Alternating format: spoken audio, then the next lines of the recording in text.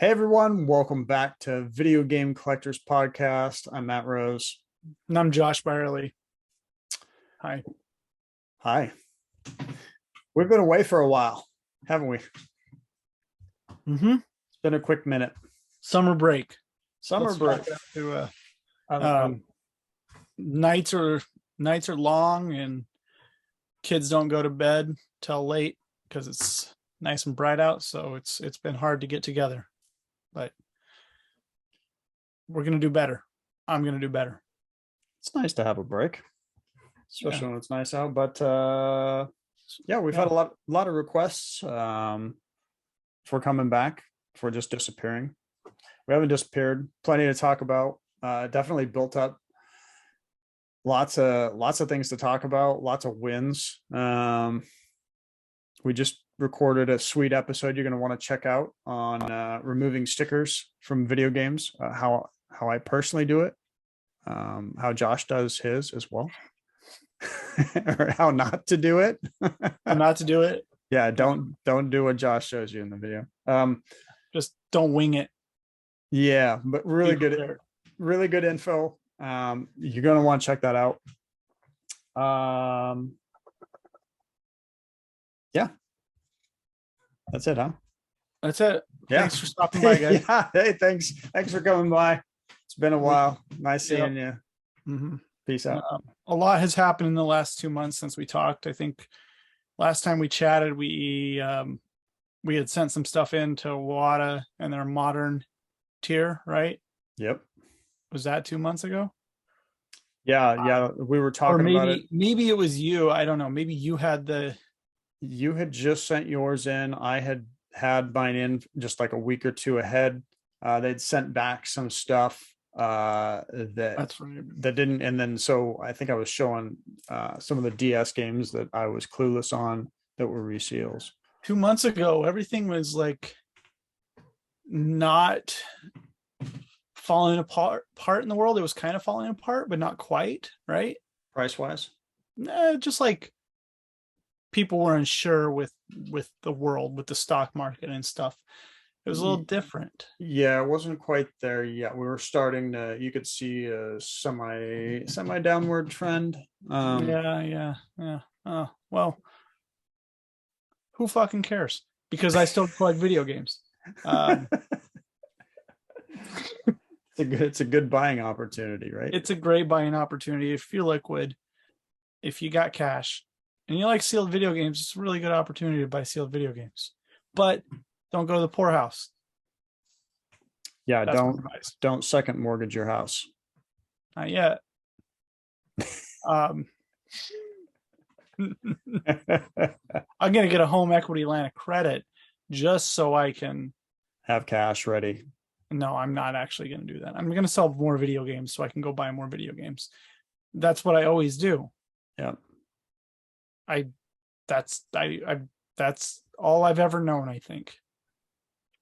Since I was a sophomore in high school, I haven't known any better. Buy a video game, sell a couple of them, buy more video games. Yep. It just changes over time, really. But I think today we're just going to talk about video game collecting, what's happening, maybe touch on auctions. I don't know. Matt, you kind of have an agenda for us? I mean, we can touch on auctions. I mean, we can talk about briefly. The video game market is still a thing, but video games are just a thing. So let's get into it, Matt. Video games are a thing? Mm-hmm. Oh, I thought we were done. I thought this was the last episode. Right. We're done. This was our farewell. Our motherfucking swan song. It's been a great ride. See you later. Yep. To the 200 some people to watch our last video. Thank you. Yeah. Yeah. We appreciate you. Yeah, I don't know if everybody got all the way through. It was almost 2 hours. I think it was 5 people with 40 accounts. Does that math work? Yeah, it does. No. Yeah, eight. Yeah. 5 times 8. 5 with 40 accounts. Yeah. Oh fuck. Okay. Um, Yeah, we appreciate those 5 people with 40 accounts. no, let's get back on track here. So Okay. video games are cool. And if you like to collect them, you should go to garage sales because that's where the best deals are. Honest to God. And all you have to do is ask if they have video games. Still works. Still works. Went to some garage sales. Lady didn't put the video games out. She's like, I got to talk to my husband. I gave her my phone number. She texted me later that evening and sent me a bunch of pictures of video games. Not of her, but video games. And I went the next afternoon after the garage sale was over and she held them aside for me. Granted, it was a bunch of Xbox 360 stuff. I still bought it because that's what you do when somebody sends you a message back. Right? I got some good stuff that I could flip. Nothing I really wanted to keep. So I've been listing that on eBay. But that's about it. But there's still good opportunity out there. I paid, I think, $2 a game. I got about 40 games. That is really the best way to go out and collect on a budget. If you really want to be a video game collector, get your ass up at 6 a.m. and go find video games. Don't bitch about pricing and shit on eBay because it's out there. You just have to go find it. Check out game stores. You know, I know initially when we hit the boom, you know, when some of the bigger sales were happening, a lot of game stores were behind and not even in the know of some of the sales that were going on.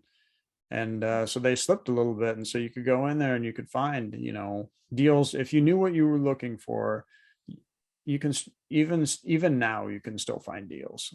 You just gotta, you know, up your game. Yeah. Flip Yeah, your flip your doubles and, you know, use that money to keep buying games. and a lot of eyes are off eBay right now. And I don't think it has anything to do with the graded sealed games or graded market at all. There's just good deals on eBay. I got a really nice hang tab elevator action the other day. Starting bid $125.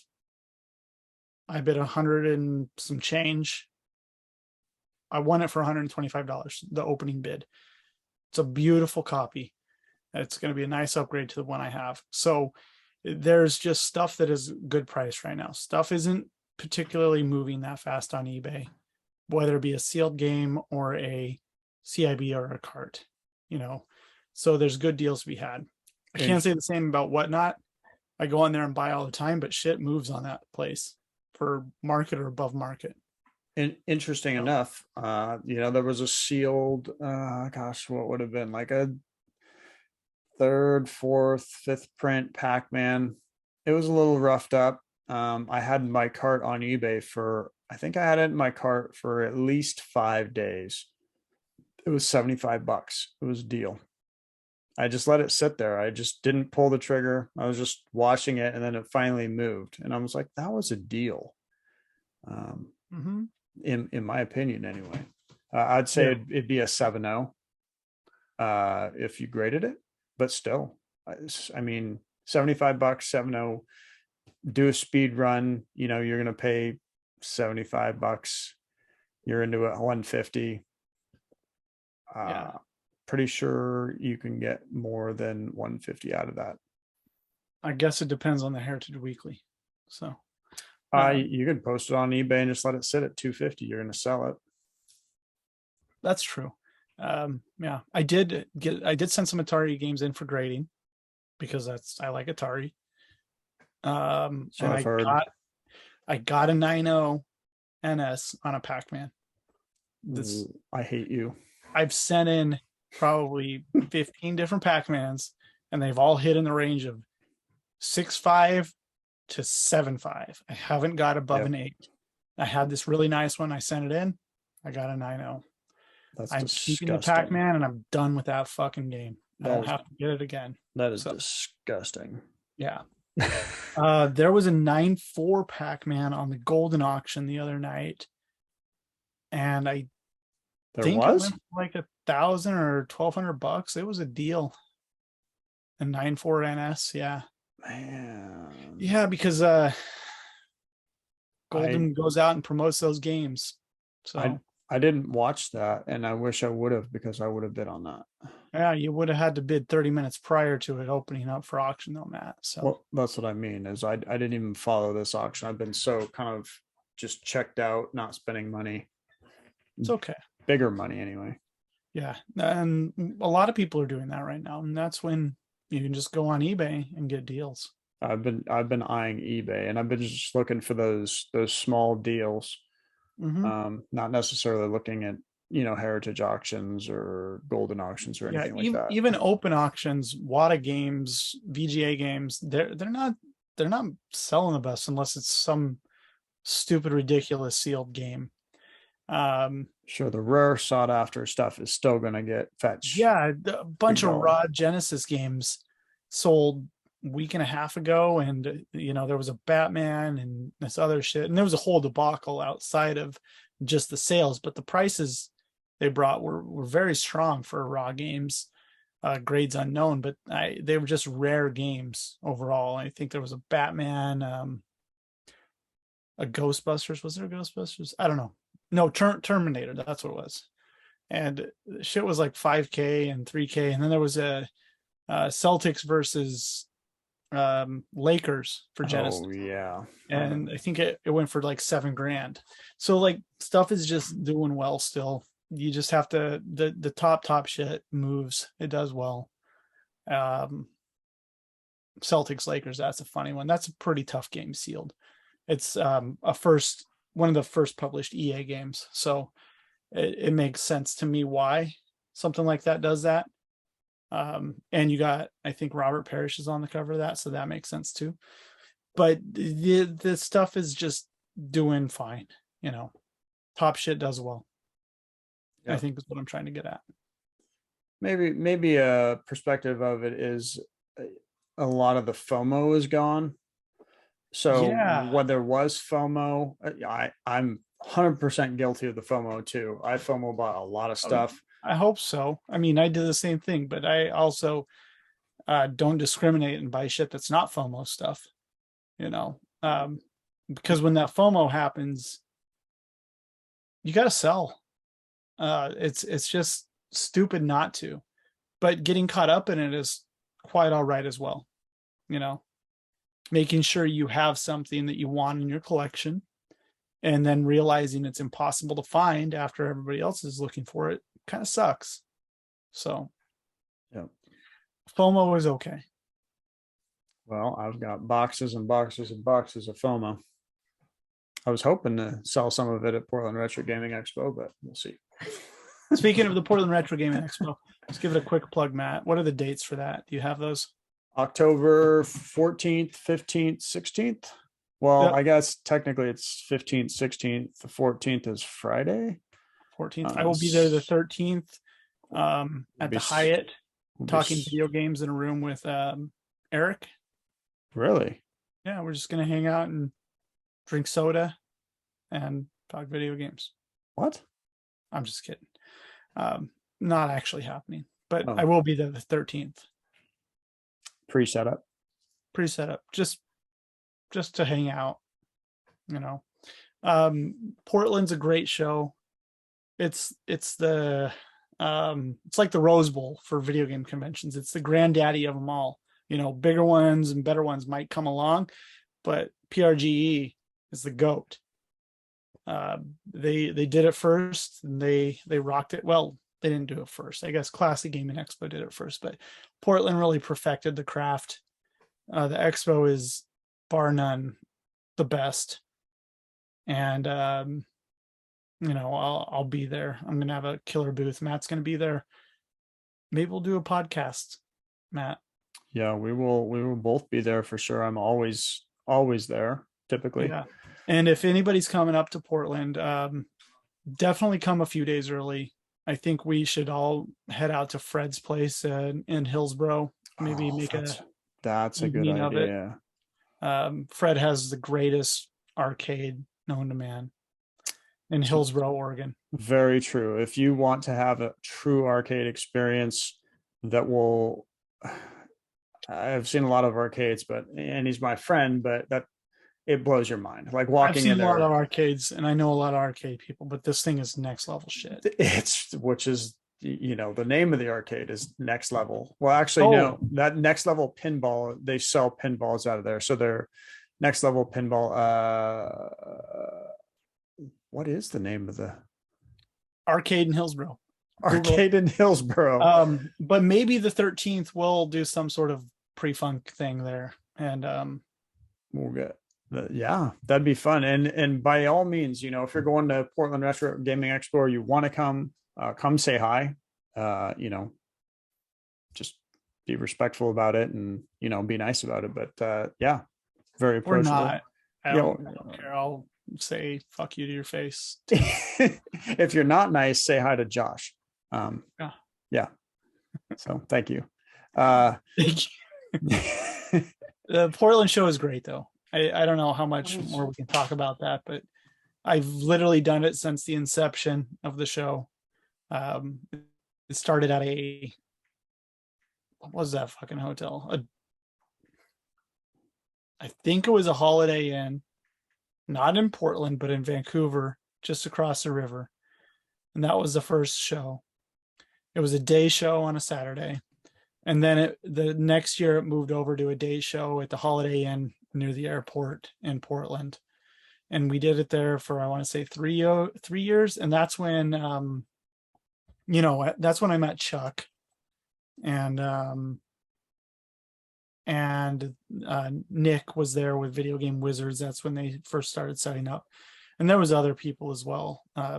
Gerald and before Gerald bought Specialty Gamer, it was Brian Moy's company. And I remember those dudes really well. That was a great show. What year was that? 2000. Fuck, what year did that start? 2005? 2006?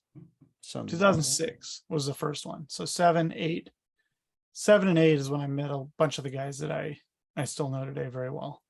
But those shows were really great. They were, I think the first 2-day show we had, I brought my brother-in-law with me, and there was like some like, I don't know, it was like some passion party conference with all these women, middle-aged women, and I just went and crashed, and my brother-in-law went out and danced with all these women at this club at the Holiday Inn Airport Club.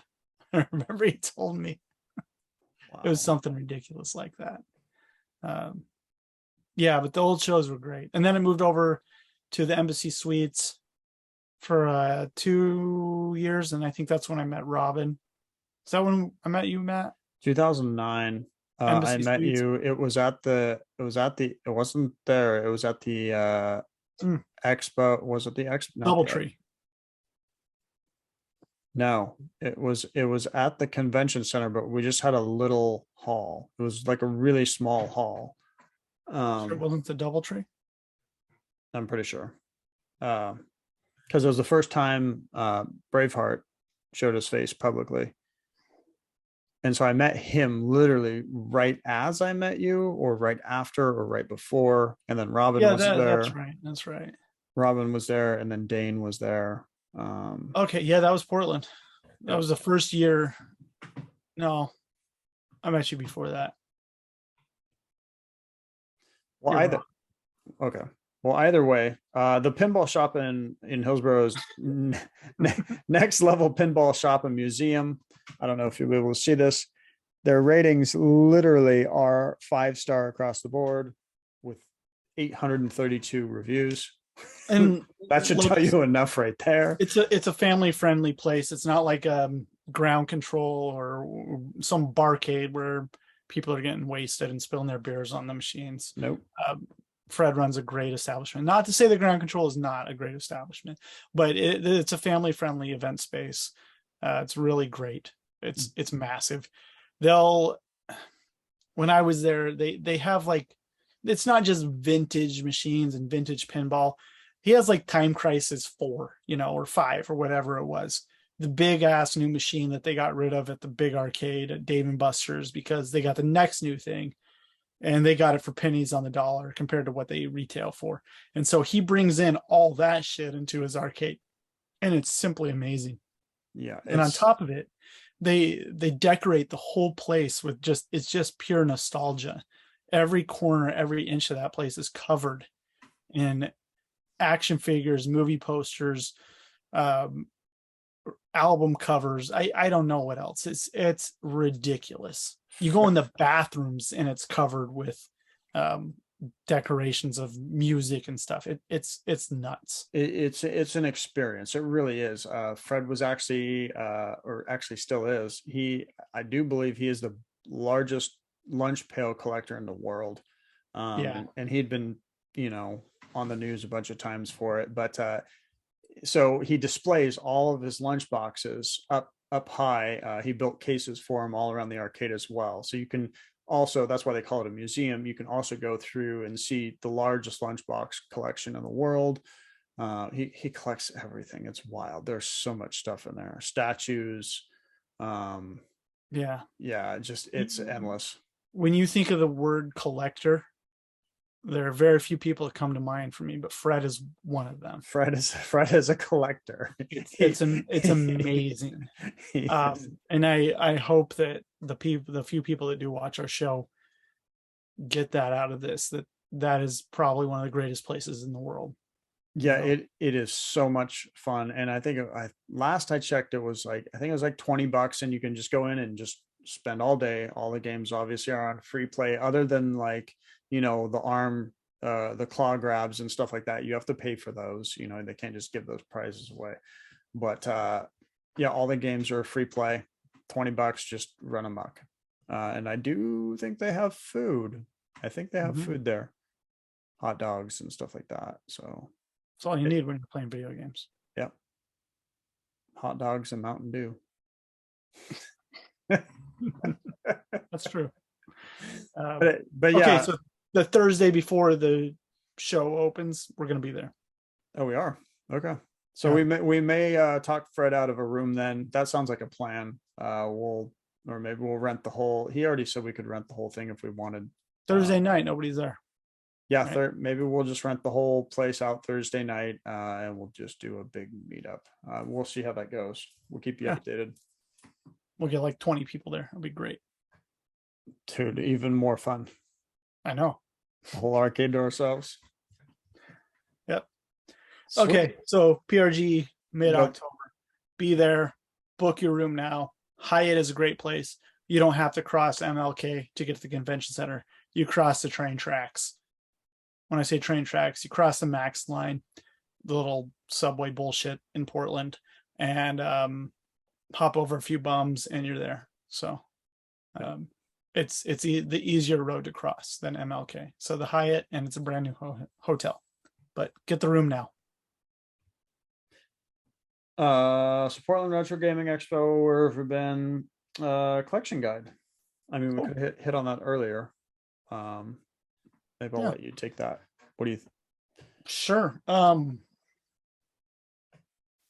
feel like we, as video game collectors, we've kind of lost this sense of community, and everything's the next coolest shit on Instagram and post up the rare thing, and which is great.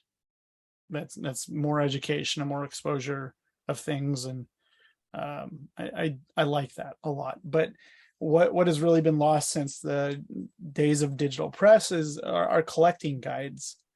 And even with WADA coming out with the black box guide, which is a really great tool, it got people excited, even for CIB games that had never collected video games in the past. That got them excited about video games in general, and CIBs were going very well and doing very well, and all of a sudden they just kind of tapered off, and then a lot of the market focused to sealed, which was great. That's where the market was going to go and where it went, but it doesn't do any favors of advancing and exposing the hobby to new people that want to collect, which you can say what you want about graded games and sealed stuff and how it makes prices more expensive and that nonsense, but what it really comes down to is exposure and sharing the love of collecting of video games, right? That's what you and I do, Matt. We love this shit. And if other people know about it, that's not a bad thing. You know, they get to reconnect with why they love it themselves. And, you know, half the time people go through their whole lives miserable at their bullshit job, and they don't have anything to gravitate towards, and they don't have, they lose their happiness. And one thing that I know video games can do for people is it can ignite the sense of like purpose again. So video games are very as a collectible, very visceral and very intimate, I think, as an item you can hold and you can put together as a set, or you can focus, you can take your time and enjoy something that you may not know you really do. And if we get out there and share this experience with other people, I think it's going to open the doors and make video game collecting a better place and not just an expensive place. So I was talking to somebody. I wish I could place who it was. My mind is just fried these days, but they didn't quite understand the collecting sealed games, graded, that type of thing. They got one that meant something to them in their hands, and they were explaining to me that they immediately understood why we do what we do, because the game meant something to this person that I was talking to. It was graded. I don't remember the game or the grade, but you could see the pleasure in their eyes. He literally said, I get it. I get it now. He's like, I understand now that I'm holding it, I'm looking at it, and I'm getting the feelings that I'm feeling. He's like, I get it. Yeah, it clicked.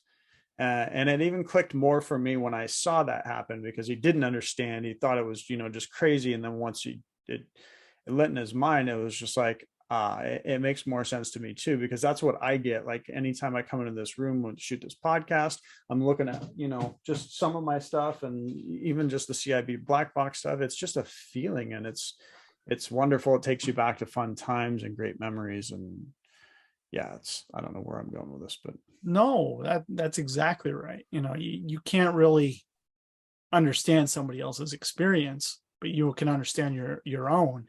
And video games were a shared experience when we were growing up, and I think they still are a shared experience. We try to go to these conventions, we try to connect with other collectors. It's a shared experience that is missing right now.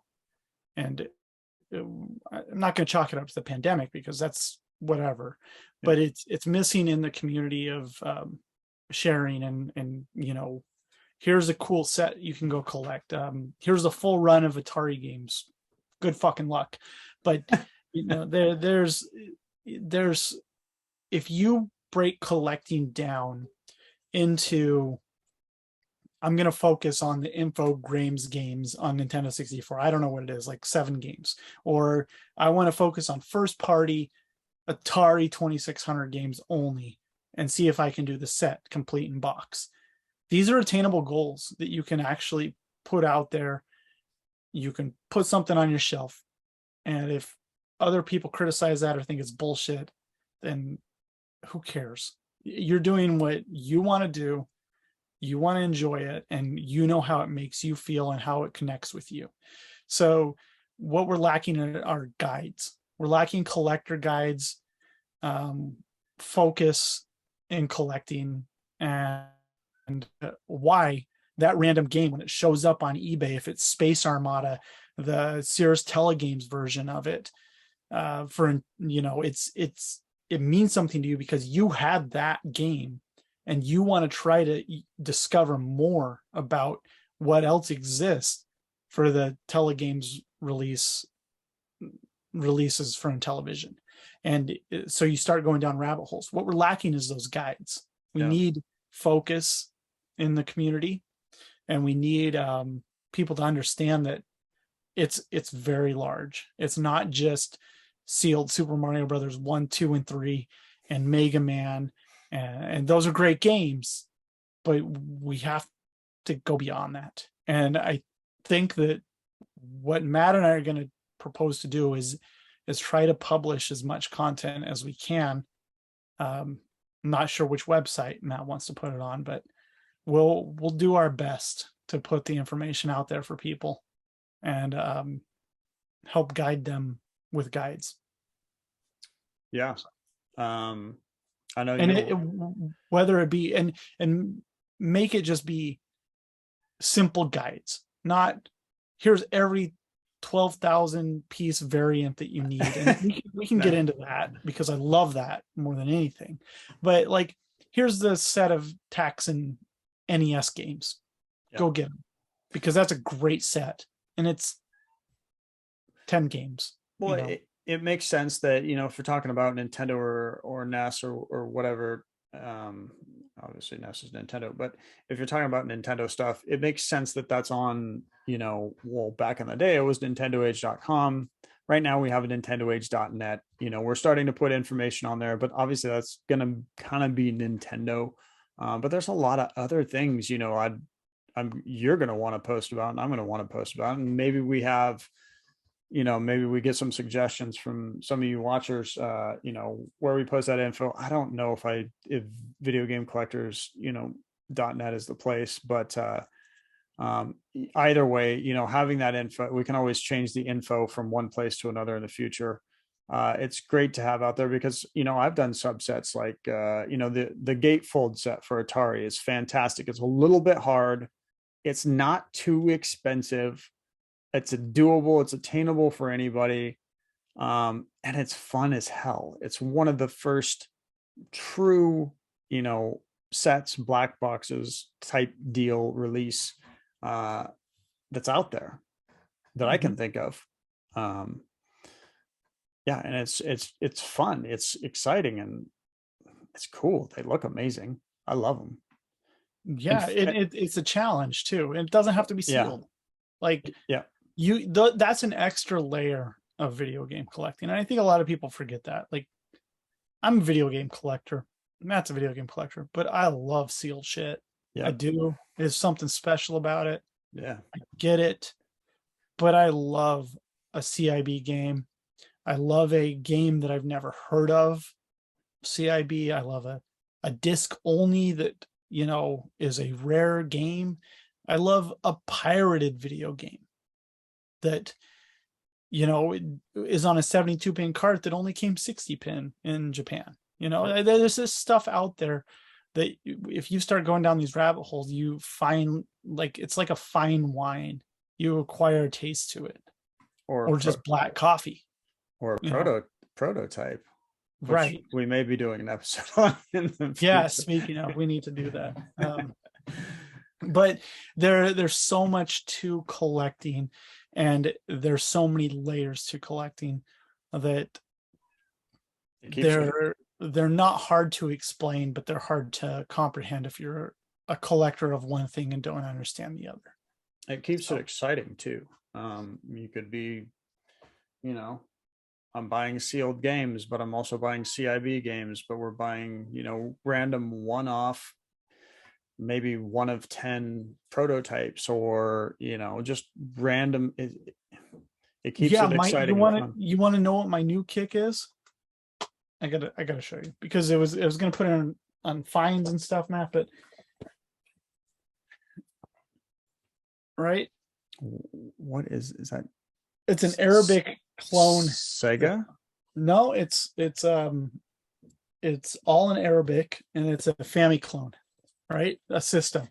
But the cool thing about the system is it came with 3 pack-in games, and one of them is this weird little cartridge called 12-in-1 educational game with a Street Fighter on it as well.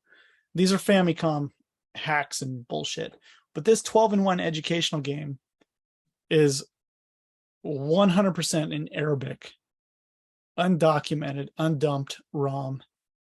Nobody in the Western world has seen to date. So I bought this whole get up. I'm going to dump this game. And that's exactly what I'm talking about. I love this shit. I'll put the ROM online or whatever, but there's still stuff out there that is quote unquote undiscovered, right? We haven't seen it. It's not documented anywhere. And that's what the love of this shit is searching it out and finding it. How do you mix a 12-in-1 learning game with Street Fighter? That's a good question. But How does that?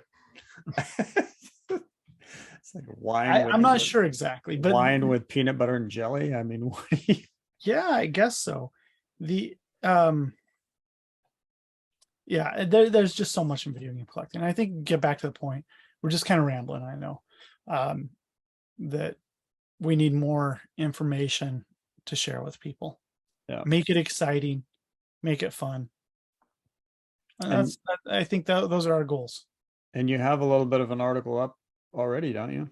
Do you Yeah. want to? Do you want to? Yeah, you can put a link up to it at nintendoage.net. I kind of wrote out a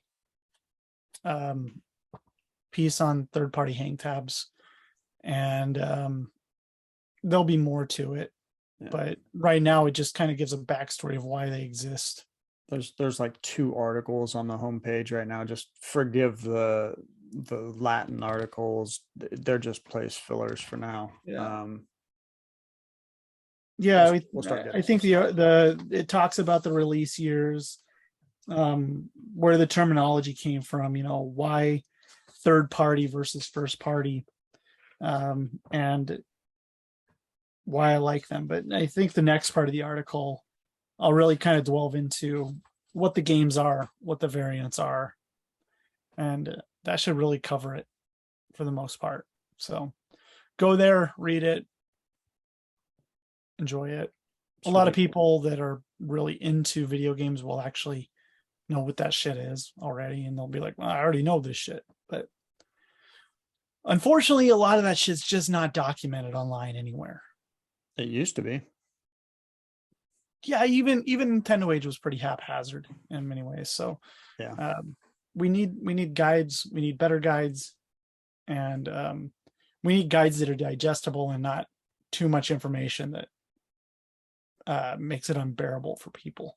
Because not that I don't like that stuff, but if we want to introduce this to other people, new people that want to get into collecting, you gotta just kind of give it to them with training wheels. And then when they're ready to get there and ride the bike without training wheels, they can go off into different directions. So that's a dumb fucking analogy. It works. What you wanted to mention something about pop ports? Yeah, we haven't seen any for a while, so I'm hoping Wata gets their act together and releases some soon. Because supposedly it would be, gosh, it'd be a lot of things, wouldn't it? It'd be like Atari, Xbox. Yeah, I think we didn't get everything, whatever's not on the list right now. So Atari 2600 through 7800, 8-bit Atari, if they do that. I don't know if they're going to release something like that. Just because they can't grade so many different sizes on it. Intellivision, ColecoVision. They don't grade Jaguar, I guess. Xbox should, right? Xbox 360. Yeah. Modern. I don't know if they're going to release modern stuff right now. Probably not. It'd be so great. Yeah, modern would be too soon because they just started grading that. PS2, GameCube, Wii. Those are big. It'll be wild. Yeah, I wonder if they'll do PS3. Probably not. But no, I think that's too. I don't think we got 32X or Sega Master System last time, did we? No, that would be interesting. I don't think there's going to be much of anything on Master System. No, it's hard, man. Rare sealed video games for sure. We do have one. There was, and I apologize for taking a couple months to get to this. I really do. I will make a special video for this, but we do have someone who reached out to us on Instagram, and they wanted to ask us some questions. They wanted to do a little interview piece, and then we're just going to go ahead and do it here, and then we're going to chop this video out for them so that they can use it wherever they want. Somebody getting into podcasting or gaming or whatever asked if they could ask us some questions, and I said, yeah, let's do it. So we're just going to run through a few questions. You don't want to sit through these, fast forward and get to the Deal wins. with it. Actually, you have to sit through them. That's But how our show. we just wanted to help them out. Happy to help other people out whenever we can. So let's just go ahead and do this. And Josh doesn't know what any of these questions are, so this will be kind of fun. The first one will throw you off a little bit. Maybe this was meant for somebody else, and maybe you'll see by the first question, but I don't care. We got them, so we're going through them. So here we go. First question is, Josh, let's start by having you tell us a little bit about yourself and Songbird Productions. I think that was a stock name on this question that they probably used, and they just didn't put our name in there. So because they did message us directly at Video Game Collectors. What is Songbird Productions? Hold on a second. I don't know what Songbird Are Productions they mass is. sending this to people to steal our content? Maybe. Let's start by. I'll tell you all about Songbird Productions here. Yeah, Songbird Productions. It was a short-lived company we created. Oh yeah. Yeah. Oh, they get shit for the Everkid. Look at that. Did you look at that? Is that a Frog Feast, guys? We No. Oh, Iron Soldier 3 for the new one. Look at that. Songbird. I know nothing about Songbird. I can't help you there. A little bit about ourselves. Songbird Productions, they made some Jaguar games. They got a website you can buy shit on. Go buy some shit. Okay. So shout out to Songbird Productions. I don't own any of that bullshit. What about ourselves though, Josh? We collect video games. Yeah, we collect video games. On my website, I used to sell styrofoam box protectors if you needed some for your NES games. I still have a bunch in my storage unit, but I'm too lazy to ship that shit to people for $10 a pack. So if you want them and you really need some, DM me and I'll send you some. That's kind of a backstory on me. Yeah, I collect video games. I have since I was in high school. So I'm 38, going on 39 in a couple months. Man, you're that young. Yeah. All right. I'm not much different. Mom doesn't mind, Matt. So she says hi, by the way. I feel bad if I say that and she's watching this.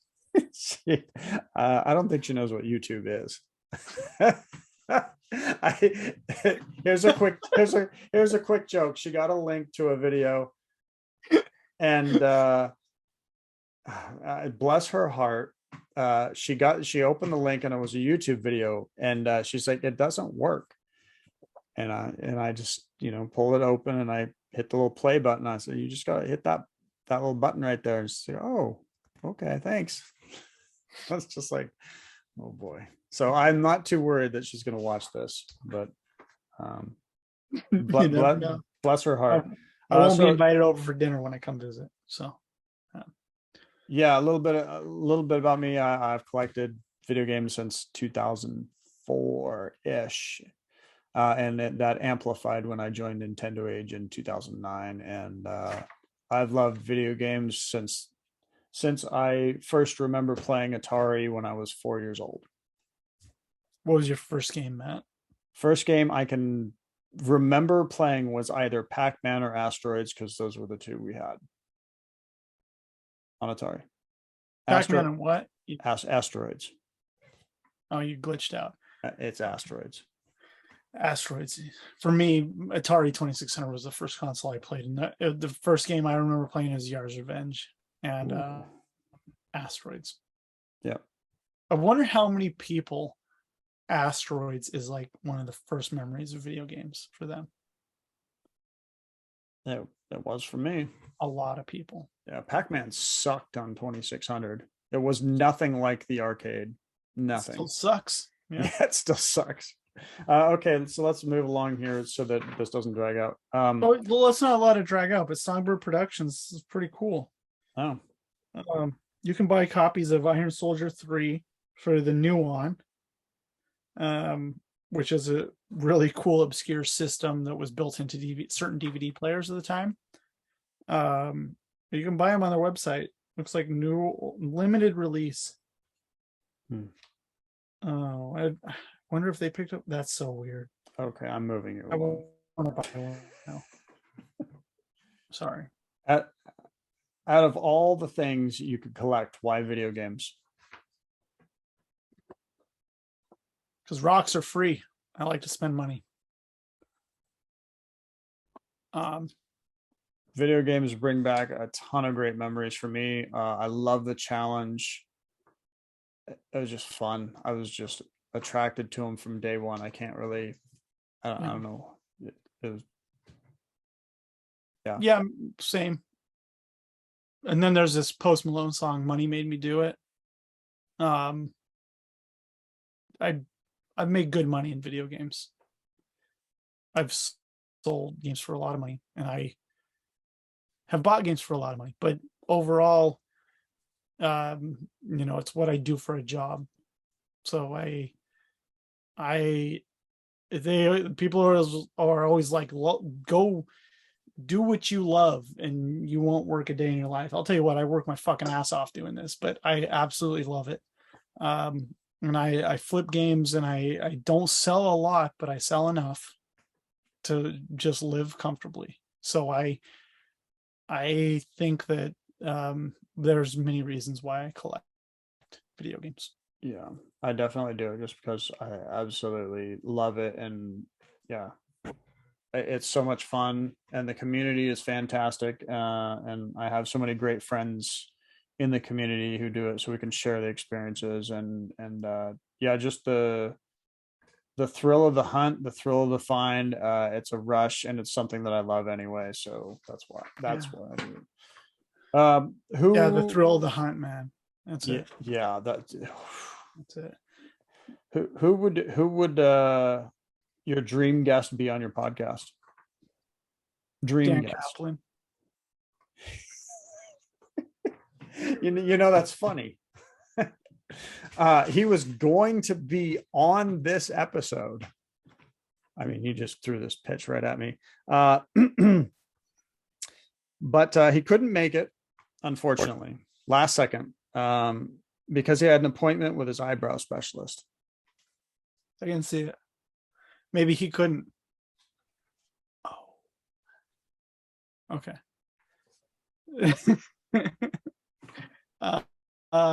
Dream guest. Got that one in there. Dream guest. Dan Kaplan.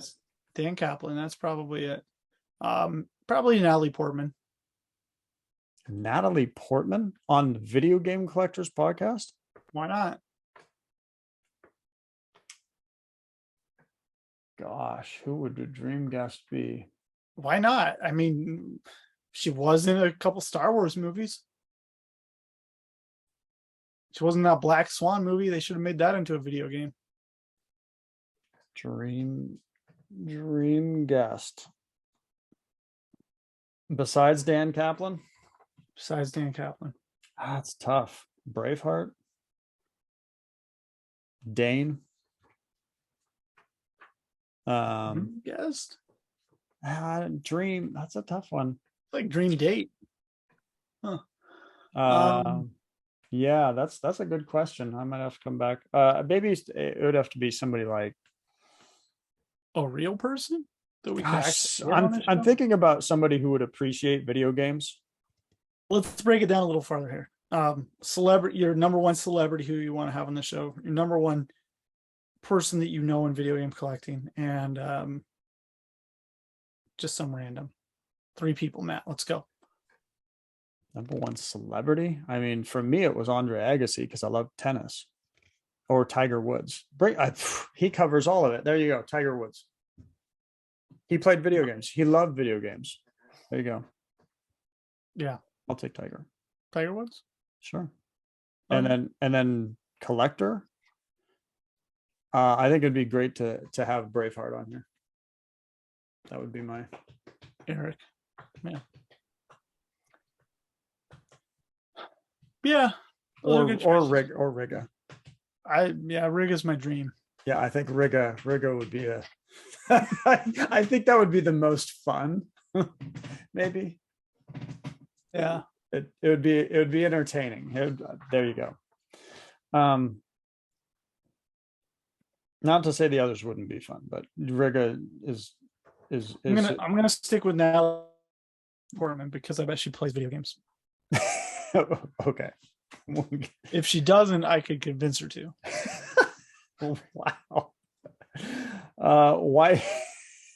Why do you think video game collecting has exploded as it has in the last few years?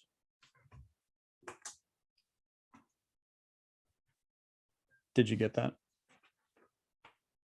It's a rhetorical question. Why do you think video game collecting has exploded as it has in the past few years?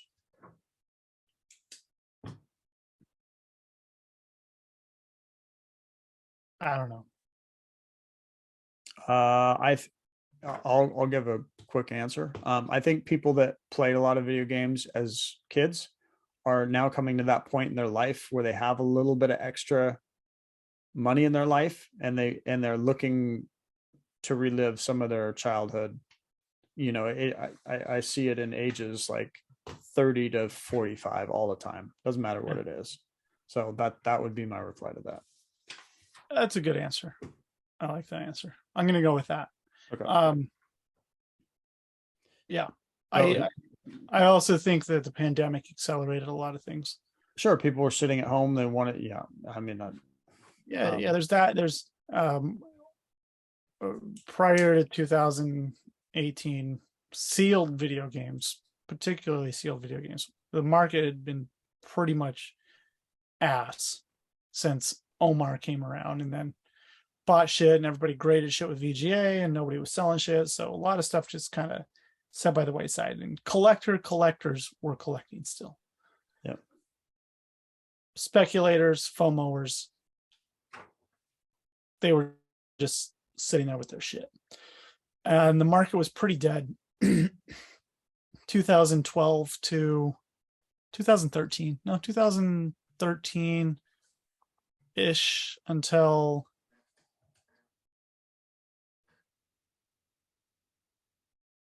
what year was that? 2019, Heritage started selling some video games. It was 19. And shit popped. Yep. And it popped. And then it went like this into September, into the Portland Retro Gaming Expo. And there were some nice sales. It's slowly climbing back up. My arm's out of here. So it's going right about here. And we're at C2E2. Shit's moving along, just kind of status quo. I send some stuff to Heritage. March 1st, pandemic hits. It goes like flat, and people are freaking the fuck out. And then this magical thing happens. A Mario hang tab goes to auction. It's a 94A plus. It sells for $114,000. And then shit just goes, and it's gone. Yep. And everybody blames sealed video games for the rise in prices of everything, but it was accumulation of everything. Well, it wasn't just one video game selling. It was sports cards. It was fucking everything. Yeah. Coins, comics. People sitting at home spending money. People spending money at home. That's going to play right into our next question, actually. So, do you think the grading of video games is a good or bad thing? I think it's a fine thing. I think it's a great thing. And I think that if people want to do it, they should do it. If they don't want to do it, they can not do it. And if they want to be critical of what somebody else does with their money and spends on their time on, they can fuck off. You can use that on your podcast. So, because it doesn't matter what other people do with their money. Yeah. I don't think it's good or bad. It's just what it is. It's inevitable. It's bound to follow other collectibles, which is what it's doing. Um, it's simply good or bad based on your view of it. That's it. I so to me, it's not, it's neither. It's just how you view it. That's it. Yeah. Well, a majority of the people that have a problem with a graded video game, whatever company grades it, if you don't like one or the other, the majority of those people aren't sealed video game collectors. No. They can be a gamer. They can be a cart collector. But they're not collecting what I like to collect. And they're critical of it. And that's when I kind of lose my shit. Because I'm not coming over to your house and peeing in your pool. I will if you want me to, but I'm not going to do it. I don't care if you collect limited run games opened. I really don't. And I'm not going to come over there and tell you you're dumb for doing it. Even though you might be dumb for doing it. I'm not going to be the person that does that. So if people have a problem with what I collect and why I collect it,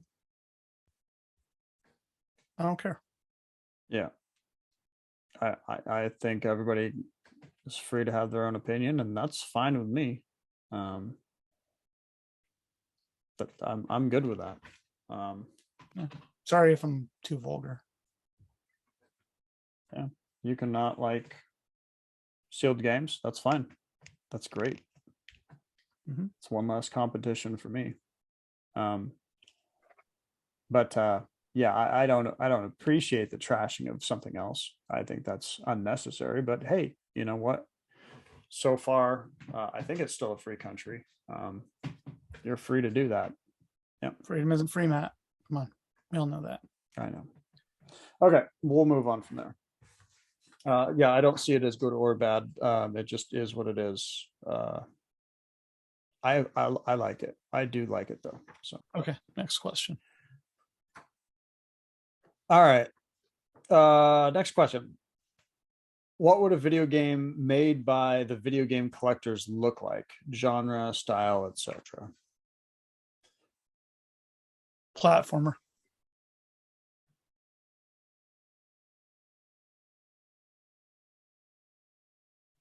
That's it. That's it.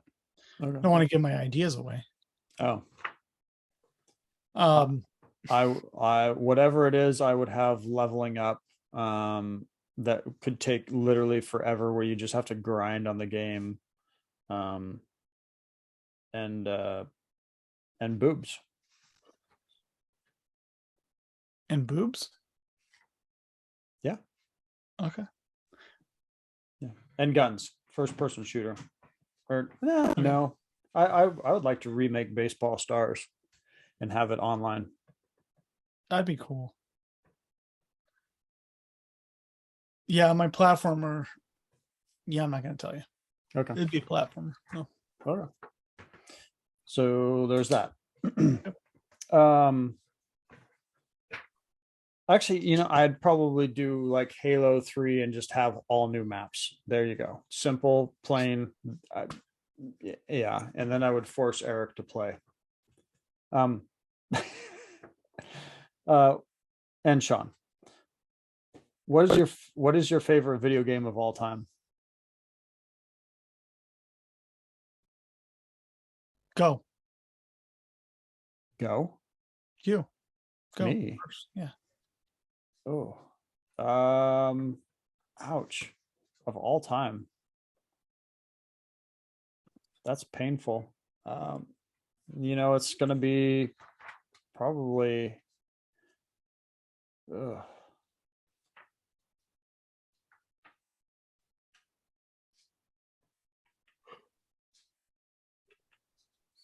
probably Halo 3. I've put the most time, or Call of Duty, Modern Warfare 2, one of those two. Probably Simon's Quest for me. Wow. All right. Oregon Trail, Simon's Quest. Uh, um, Probably Simon's Quest. Hmm. That's a game I remember trading the secrets with them at the back of the bus with kids. Uh, That's that game for me. that's what you did on the back of the bus. Yep. Hmm. Your mom was a bus driver. She wouldn't come to the back. Oh. Good for time.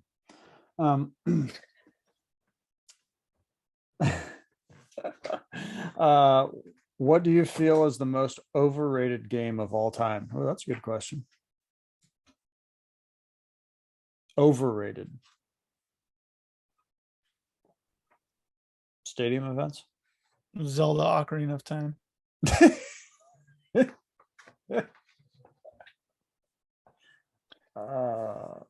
Overrated. I mean, that's the thing about a turd. You know what one looks like when you see it. I've played it just to see what it was like, and I was not a fan. Man, overrated.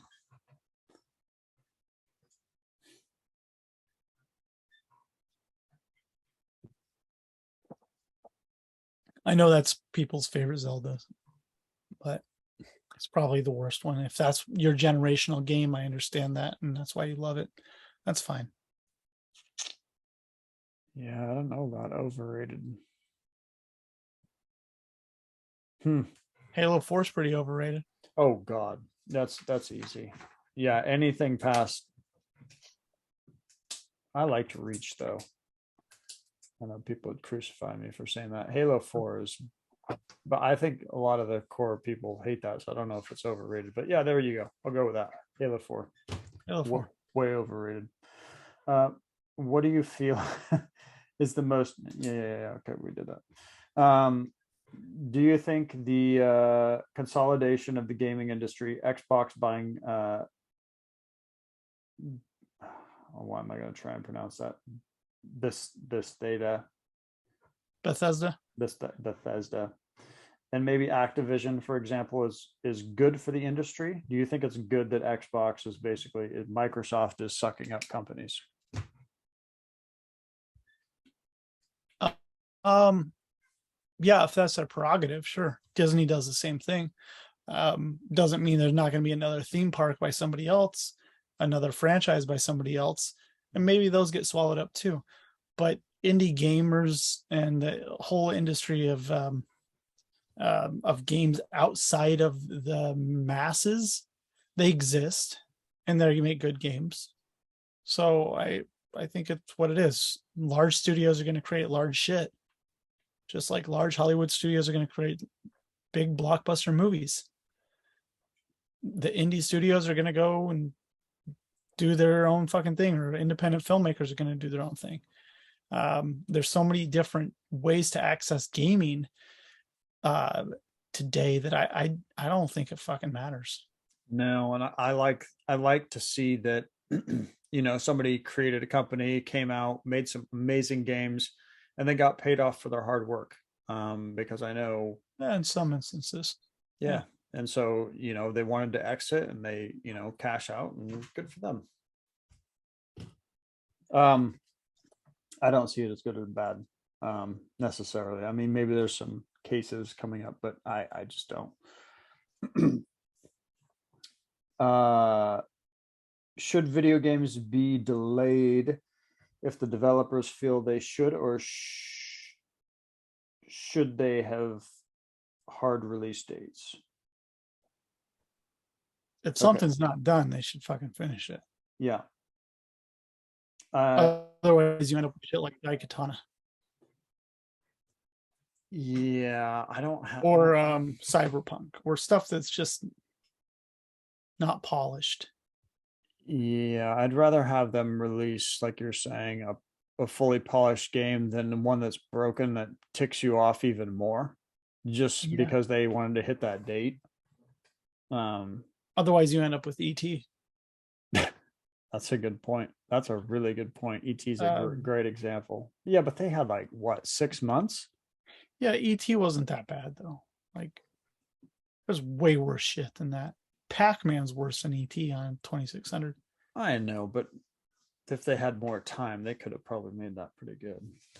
It's not that bad. But like people that rush shit that's rushed, to me to do. never a good thing. I don't like that.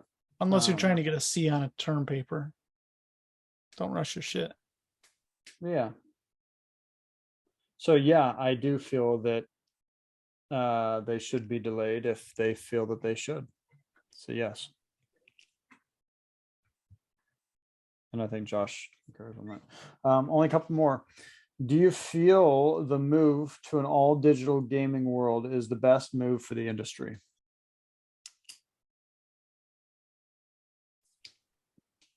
Sure. Yeah, I like it. Monetarily wise, yeah. And oh, geez, yeah. From a consumer standpoint, absolutely. Like it's people that are going to sit there and play games. It makes total sense. Yep. And the people that are going to bitch that there's no more physical are just going to sit there and bitch that there's no more physical. But there's enough physical shit in this fucking world to collect and enjoy. Yeah. And it's just the day that goes away doesn't exist because people are going to always make a physical game. And as much as we want to say there will be a day when the last physical video game will ever be made is just horseshit. Still making vinyl, for God's sakes. I mean, that's true. I can see certain video game runs that don't have any physical though. Yeah, I agree. That happens already. I mean, Fortnite pretty much. I don't know. You can buy it still. No, there are games right now that you can only get digital, and that's fine. Yeah. Yeah, I don't. I think it's fine for the industry. Like if they're asking in the question, it's great for a company. I mean, think your bottom dollar. Gosh, just having pure digital and not have to have a physical. Oh my God. Mm-hmm. Maybe they can use that to their advantage and lower their prices because they don't have that added cost. We know they're not going to do that, but they could. It does open up the opportunity to because their overhead is so much less. CDs were so cheap to manufacture that they were going to bring the prices down, but they never did. They never did. Why would they? Why buy the milk when you get why buy the cow when you get the milk for free? Why buy the milk when you get somebody else to just fucking buy the milk for you? Acquiring minds want to know. My God. Okay, there's only one more. Why don't you tell us where we can find you and what you have coming up? What do you have coming up, Josh? We got the Portland Retro Gaming Expo coming up. You can find us there. You can find us there. Other than that, that's it. we Instagram. We have an Waffle Foot on Instagram. Yeah. We're not video game collectors. Oh yeah. No, that's just me personally. Oh, okay. Yeah, you got your feet, mcmfeet.com. MCM feet. Yeah. Your foot videos. God, Eric's laughing at that one. MCM Rose 1. Yeah, I just post a bunch of video games that I have. I just kind of randomly post my collection on there and try and make funny comments and stupid videos. You can go to videogamecollectors.net, I believe is our website. You can see all of our podcasts there. And you can check out, just type in Video Game Collectors Podcast on YouTube and we pop up pretty much everywhere. So that's pretty cool. And that's it. We want to thank East Coast Video Gamers for sending us those questions, and I hope you enjoyed those answers. Yeah, sorry if I used the F word. Oh, we apologize for Josh using the F word. Please send your hate mail to Josh. Yeah. All right. Well, let's get to wins. Okay. So don't drag this out too far. To Winnie Cooper's. Okay. Yeah, I gotta go to bed. I'm old. My kid's awake right now, watching YouTube. So do you have any wins over the last 3 months? Yeah, but I'm gonna narrow it down. What do you got? Picked up 3 copies of Dead Angle. Here's 3. one of them. 3 of these for Sega Master System, sealed. I got a La Russa Baseball 95. which is pretty tough to find sealed. These two gems, Punisher and Wizards and Warriors 3. Ooh. These were on eBay, $600 buy it now. They had tape all around the edges. I cleaned them off. Wow. They look spectacular. Did you use lighter fluid to do that? I did, yeah. There you go. Grand Theft Auto 5 for $17. I think you sent me that link, Matt, or somebody did. That's probably Sean or Eric. Madden 10 for PS2. EA on the bottom. Really hard to find sealed PS2. Madden. $30.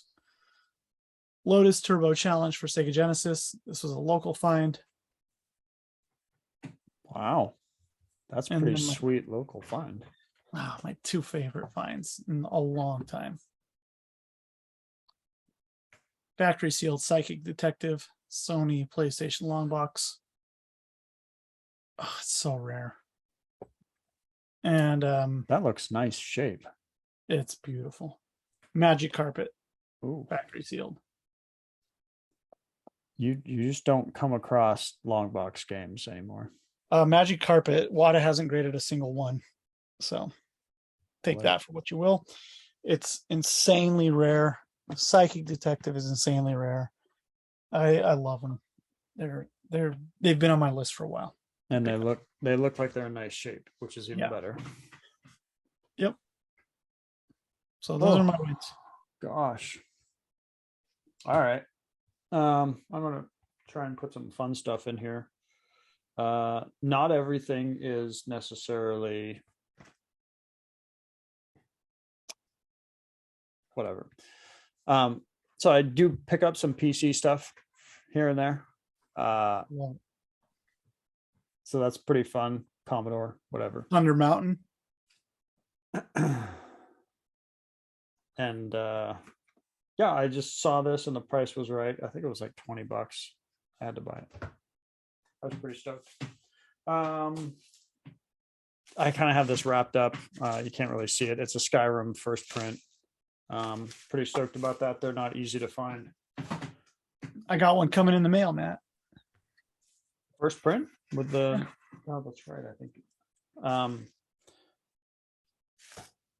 that one's wrapped up too far to see. Let me find something. Oh, here, more PC. I don't just buy Modern Warfare 2 on console, but PC as well. I mean, kind of thinking ahead. Price is right. And then, of course, I still do buy Modern Warfare 2s if the price is right. And no, I'm not selling any of my first prints. Sorry. I've had tons of people ask.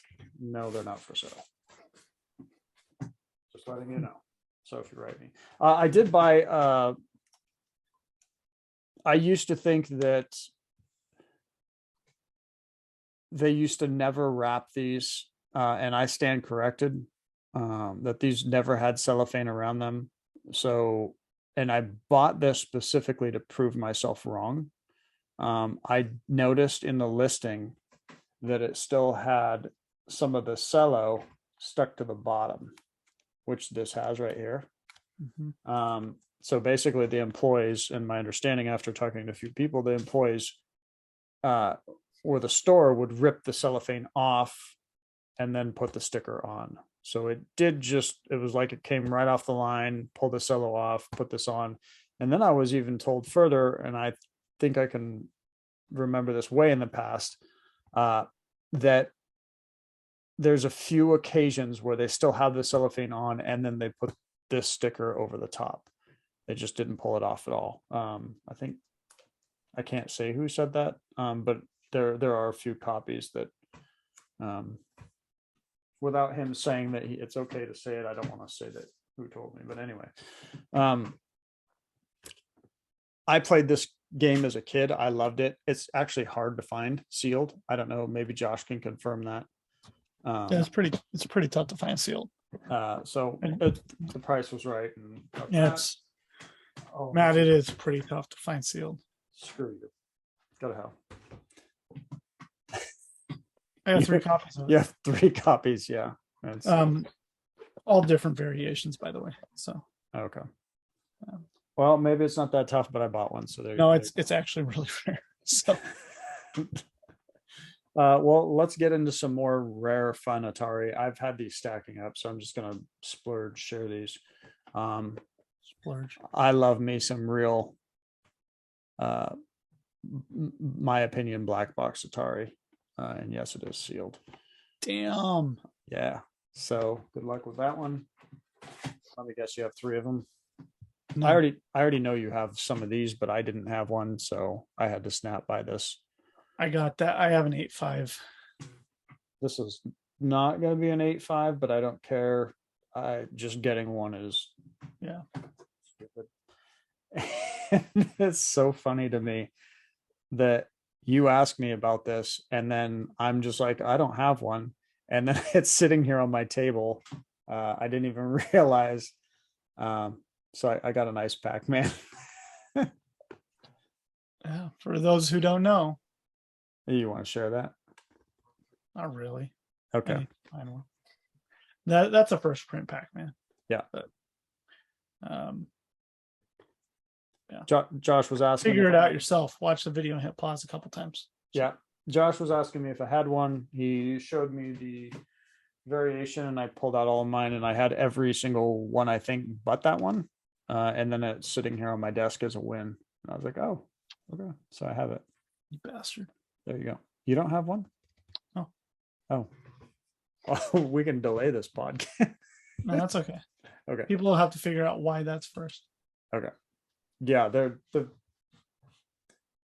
differences are so small. I would never have known. I just see them and I buy them. But when So- you notice them, they're there staring you in the face and you're like, oh shit. And it makes sense. And it's, to me, it's really right in line with the variations of gatefolds and non-gatefolds on early Yeah. prints. Can I show you a couple others I picked up? Yeah. Who doesn't love wins? Oh, that's right. I don't know. Talk about ridiculous. I got 2 sealed different variations of adventure in like less than a week, and they never show up sealed on eBay. And lo and behold, one is a first release adventure with the back correct like this. And so what does make it, and because I don't know, what does make it? Essentially, no, the warranty box isn't white. That's what Okay. you can see. This copyright information is outside of the warranty box as well. So on your other version next to you has the white warranty box? No, this is like last print. No warranty box at all. Oh, okay. That has So- nothing. Nothing. But How many prints were there of Adventure? depends on what you count. I guess there's like an Atari Corp. So there's like that one. It's like 5 or 6. Wow. So you have the last and the first. No, I don't have Atari Corp, which is really rare. That's this last Atari Inc. release. And it's the most common with the glued hanger on the back. Okay. So, but Adventure is by no means a common game sealed. No. Which is why it goes for quite a bit. Mhm. It was nice to see those Atari auctions do so well. Yeah. Get into those another time, I guess. Yeah, we can go over them. This has been a long podcast, Matt. Yeah. But Sorry, Dan couldn't be here. I'm really sorry about that. yeah, I hope the eyebrow thing works out. Me too. Yeah. Me too. Yeah, we're back. I'm just gonna call it a season 3. Season 3. Yeah, because we have like seasons 1 and 2 on iTunes or whatever. Now we're gonna move to season 3. Okay. Explicit content. Not for children. Yeah. Leave your thoughts, comments below. Let us know what else you'd like to see. If we covered something, but maybe not in as much detail as you wanted, let us know what you'd like to know more about. We'd love to hear your opinions and thoughts on collector's guides for sure. Maybe even some of the things you would like to see a guide on. maybe we can prioritize some things and put those out early. That'd be a lot of fun. Yeah, That's it. that's it. Thanks All right. thanks for watching. Love having you all here. We'll talk to you again next time. Mhm. Take care.